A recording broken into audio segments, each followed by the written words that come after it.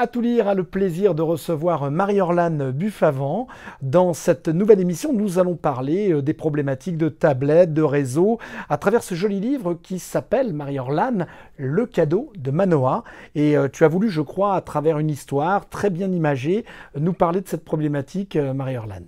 Oui, à travers l'histoire d'un petit garçon, Manoa, qui est en section des grands, donc qui a 5 ans. Donc je fais un petit peu je retrace l'histoire depuis l'arrivée d'une tablette à l'occasion de son anniversaire. Et en filigrane, la spirale, on va dire, la spirale de l'addiction aux écrans qui se met en place. On va revenir dessus, on va revenir sur le livre puisqu'on a toute l'émission pour en parler. Et puis c'est vrai que c'est un sujet en plus qui est complètement d'actualité.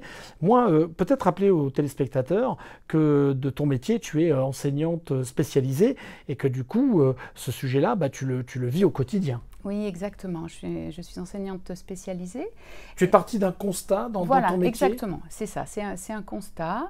De plus en plus d'enfants sont exposés aux écrans et de plus en plus tôt. Les enfants dès la maternelle, 3, 4 ans, ont déjà parfois leur propre portable. Sans qu'il y ait forcément un contrôle parental sur l'utilisation du portable. Et on constate des comportements qui ont vraiment changé depuis presque 5, 6, 7, 8 ans. Alors, on a l'impression que finalement, ce sont les extérieurs qui portent ce constat et le mettent en avant. Et est-ce que finalement, les parents qui sont les premiers concernés s'en plaignent, mais s'en plaignent toujours pour les autres et on a l'impression que on regarde un petit peu ce qui se passe chez l'autre et peut-être pas finalement au sein de sa propre famille, en tout cas. Alors, écoute, les parents ne se rendent pas forcément compte de ce qui se passe chez eux. On pourra en reparler par rapport à certaines illustrations et l'histoire de Manoa en parle. On ne se rend pas forcément compte. Le parent fait toujours ce qui est le mieux pour son enfant. C'est vrai que c'est plus simple de regarder chez le voisin. Est-ce qu'il n'y a pas une facilité finalement aussi? On l'avait vu avec la télé, on disait que la télé avait remplacé l'éducation des parents. Est-ce que finalement la télé maintenant est remplacée elle-même par les écrans et est-ce que c'est pas cette spirale-là dont on parle? Oui, on parle de cette spirale-là et c'est vrai que les écrans, on appelle ça aussi les écrans nounous. C'est vrai que c'est pratique. On travaille tous ou alors on n'a pas forcément envie ou on est fatigué de s'occuper de son enfant et c'est simple de lui donner un écran. Souvent, c'est le portable du papa ou de la maman.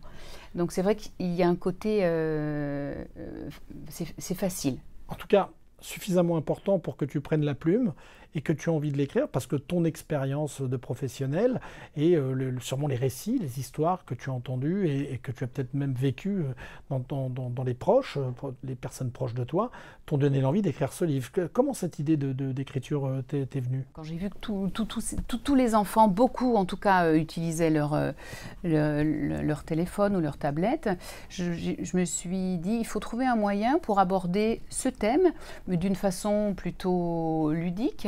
Donc j'ai cherché autour de moi s'il y avait un support album. On travaille beaucoup avec des livres, avec des albums, ou avec les enfants, surtout quand ils sont jeunes.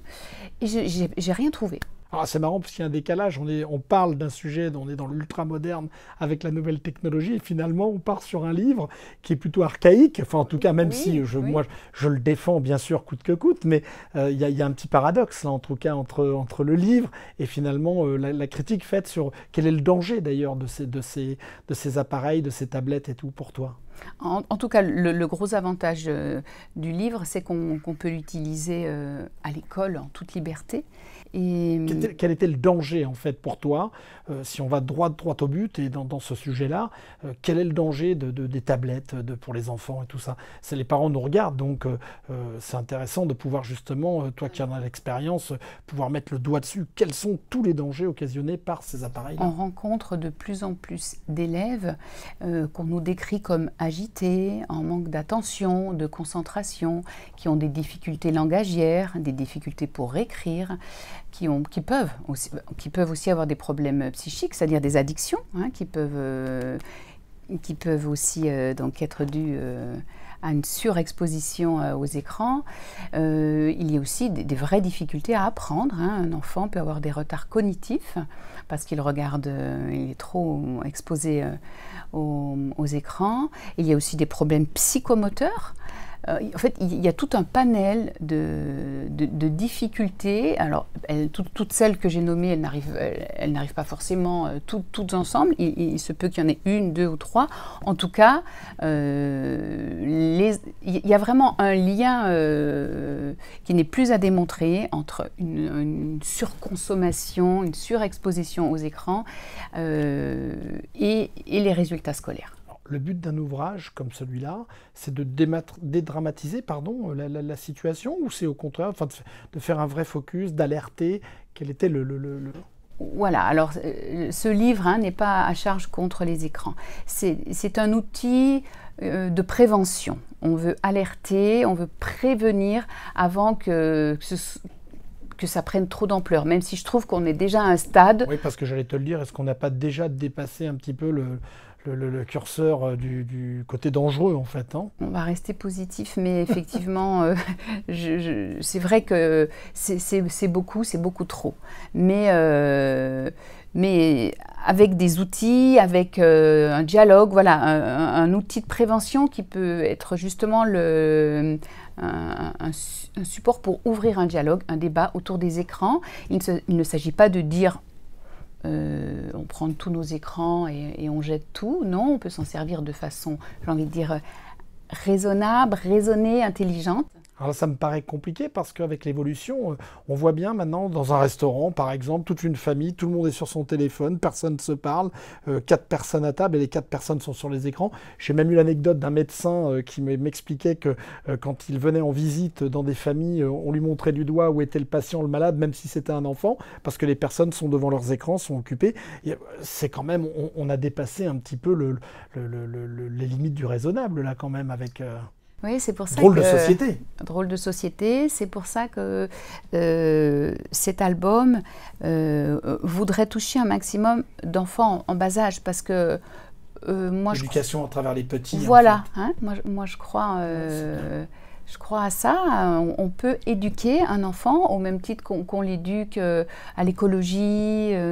On peut l'éduquer à une utilisation intelligente des écrans. Et puis, il ne faut pas oublier que ce n'est pas un enfant qui va dans une boutique acheter une tablette ou un vinyle. C'est un parent très proche, ou alors de la famille élargie. Et la société fait tout pour que, de toute façon, les enfants soient tentés par tous ces objets du monde moderne. Un parent a le pouvoir d'acheter ou de ne pas acheter, malgré tout. Après, si l'enfant sait que ce n'est pas bon pour lui, j'espère qu'il réclamera moins. En tout cas, il en fera un usage plus attentif. Et puis que les parents qui ne savent pas, toi tu sais, moi je sais, tout le monde ne sait pas.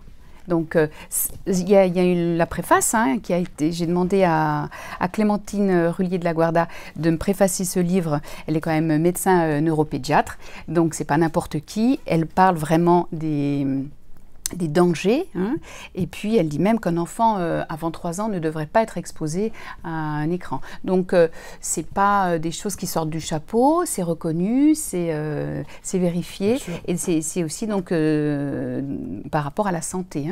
On en revient toujours après à finalement l'école pour les enfants, bien sûr, mais l'école des parents, à quel moment, justement, dans ton métier, où il y a des moments de rencontre, des temps, les établissements scolaires, maintenant, mettent en avant quand même ces dangers-là, et on en parle oui. avec les parents? Oui, on en parle au cours de ce qu'on appelle des cafés parents. On invite les parents à débattre d'un sujet, et souvent, avec Nadège, justement, l'illustratrice, on inscrit la thématique des écrans pour ouvrir le débat avec les parents, partager ensemble les expériences, les déboires, et trouver surtout, ce qui est important, c'est de ne pas s'arrêter à ce qui ne va pas, c'est de voir qu'est-ce qu'on peut mettre derrière pour remplacer un écran, ou même sans parler de le remplacer, de voir comment on peut limiter le temps. Et les expériences des uns et des autres font qu'on trouve des solutions, et Tout le monde peut s'y retrouver, c'est-à-dire que l'enfant peut avoir son temps d'écran,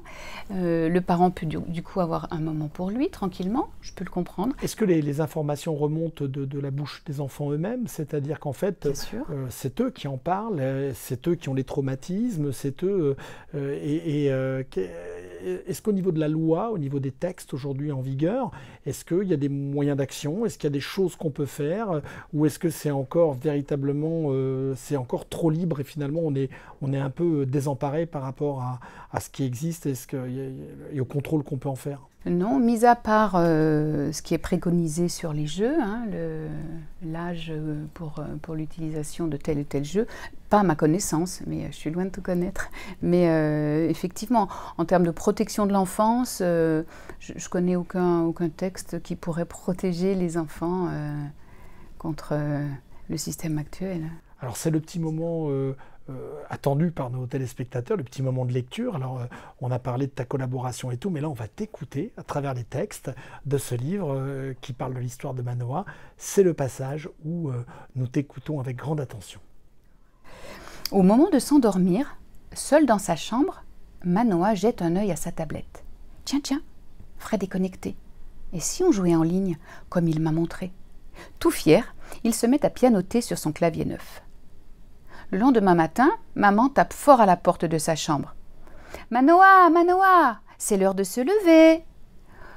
Mais le garçon est fatigué, il n'a pas envie d'aller à l'école, ni même de bouger. « Courage, c'est bientôt les vacances, tu pourras te reposer. » Maman lui fait un grand sourire, mais Manoa est de mauvaise humeur. Il ne veut parler à personne. Il a même des paroles blessantes pour son petit frère qui s'approche gentiment. « Laisse-moi tranquille, t'es qu'un bébé !» Manoa ne veut plus faire de jeu avec son petit frère et son rire ne résonne plus dans la maison. Désormais, il passe la plupart de son temps dans sa chambre à regarder sa tablette en cachette. Merci pour ce moment de lecture et puis surtout ce partage d'informations, puisqu'on peut dire que c'est un livre où la pédagogie est mise en avant sur cette problématique. Exactement. On ne juge pas. On n'est pas là pour juger ni les parents, mais pour éclairer un peu les enfants sur les dangers de ces outils modernes. Pour éclairer parents et enfants sur ces dangers. Eh ben, on se retrouve, en tout cas, merci, ça a été un plaisir. Et puis, tous les conseils sont à prendre, bien évidemment. La lecture reste une valeur sûre. À très vite dans un prochain À tout lire.